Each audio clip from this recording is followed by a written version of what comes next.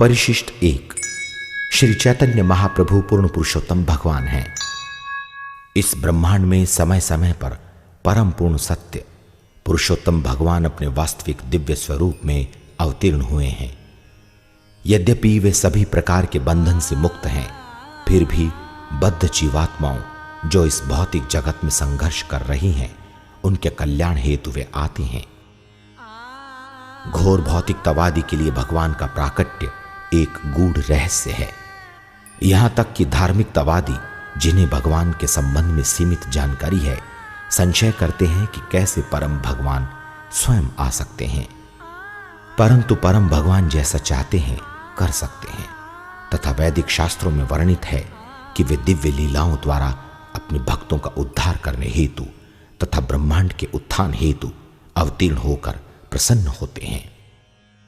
यद्यपि वे अद्वितीय पुरुष हैं, फिर भी विभिन्न रूपों को अपनाते हैं जो शास्त्रों में वर्णित तथा सभी आचार्यों द्वारा अनुमोदित है। ऐसे सभी आध्यात्मिक प्राधिकारी ये स्वीकार करते हैं कि परम भगवान कृष्ण 5000 वर्ष पूर्व वृंदावन में अपने दिव्य रूप में प्रकट हुए थे। दुर्भाग्यवश आधुनिक युग ने मिथ्या अवतारों की धूर्तों को देखा है। ऐसे ढोंगी लुभावनी वाणी से मूर्ख लोगों को उन्हें भगवान मानने के लिए संभ्रमित करते हैं।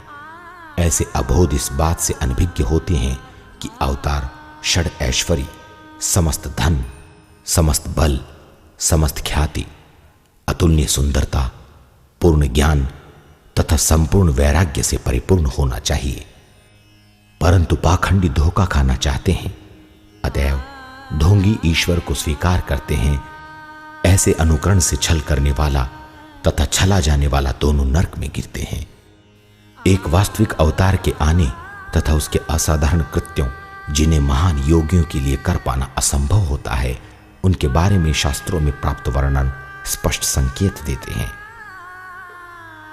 पूर्ण पुरुषोत्तम भगवान होने के नाते भगवान चैतन्य ने इस मानदंड को पूरा किया, जैसा कि चैतन्य चरितामृत में विस्तार पूर्वक स्थापित है। वे सस्ते तथा कथित कृत्रिम अवतार नहीं थे।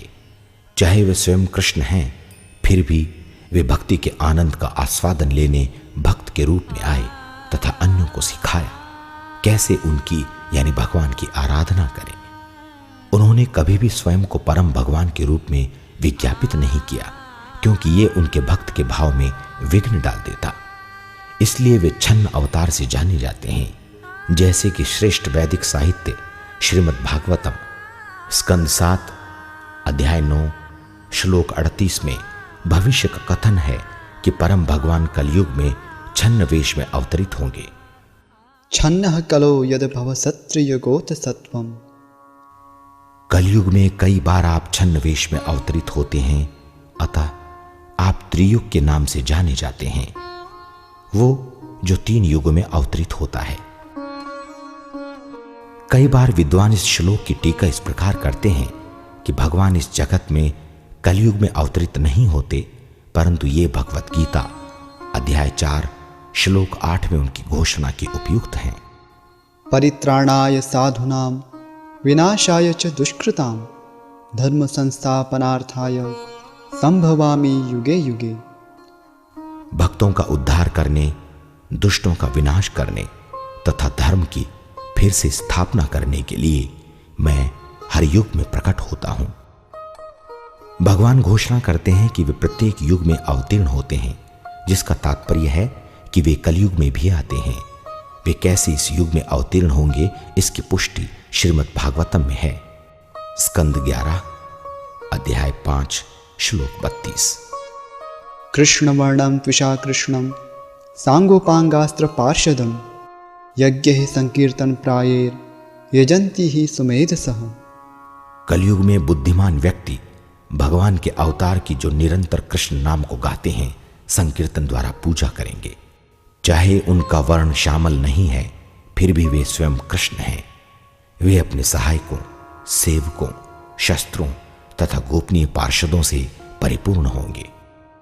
अतः ये समझना चाहिए कि कलयुग में परम भगवान स्वयं को भगवान प्रदर्शित न कर छद्म वेश में हमें भगवान नाम के संकीर्तन में लगाने तथा सिखाने हेतु अवतरित होते हैं। अपने प्राकट्य के दौरान चैतन्य महाप्रभु को महान विद्वान जैसे सार्वभौम भट्टाचार्य, प्रकाशानंद सरस्वती, सनातन गोस्वामी, रूप गोस्वामी, रामानंद राय तथा अन्यों ने श्री चैतन्य को परम भगवान स्वीकृत किया है। ये विद्वान भावोत्तेजक नहीं थे, अपितु वैदिक साहित्य के कठोर अनुयायी थे, जिसके आधार पर उन्होंने गौरांग की दिव्यता को अभिस्वीकृति दी थी। प्रमाण के रूप में उन्होंने और भी भगवान चैतन्य के कार्यों यथा पापी तथा अधर्मों का जीवनोद्धार, उनको ईश्वर का श्रेष्ठ प्रेम प्रदान करना को स्वीकार किया। कई बार विभिन्न अवसरों पर महाप्रभु ने अपने कृष्ण रूप को घनिष्ठ भक्तों के समक्ष प्रकट किया है, जिसका अभिलेख उनकी प्रामाणिक जीवनियों में मिलता है। भगवान चैतन्य की दिव्यता का प्रमाण आज श्री कृष्ण भावनामृत के प्रचार से मिलता है।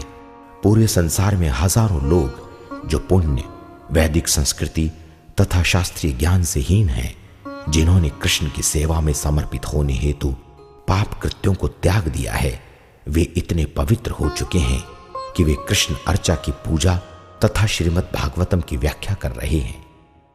महाअधम व्यक्ति ईश्वर की विशेष कृपा से ही अति प्रबुद्ध बन सकते हैं। कोई भी जो श्री चैतन्य महाप्रभु को पूर्ण पुरुषोत्तम भगवान के रूप में स्वीकार करता है तथा उनके पार्षदों सहित उनके नाम का जप करता है। श्री कृष्ण चैतन्य प्रभु नित्यानंद, श्री अद्वैत गदाधर श्रीवासी गौर भक्त वृंद, हरे कृष्ण कृष्ण कृष्ण हरे हरे, हरे राम राम राम हरे हरे। वो भगवान चैतन्य की विशेष कृपा प्राप्त करेगा तथा भगवत धाम जाने की उसकी गति द्रुतगामी होगी। भगवान चैतन्य की कृपा प्रत्येक नगर, गांव, घर तथा ब्रह्मांड के हृदय को प्लावित करे। सर्वत्र महावदान्य गौरांग भगवान की जय हो। संसार के लोग उनके दिव्य नाम का जप करें तथा प्रसन्न रहें। उनके प्राकट्य के समय उनका यश आच्छादित था, परंतु अब उनके यश का प्रचार पूरी धरा पर हो ताकि सभी का कल्याण हो सके।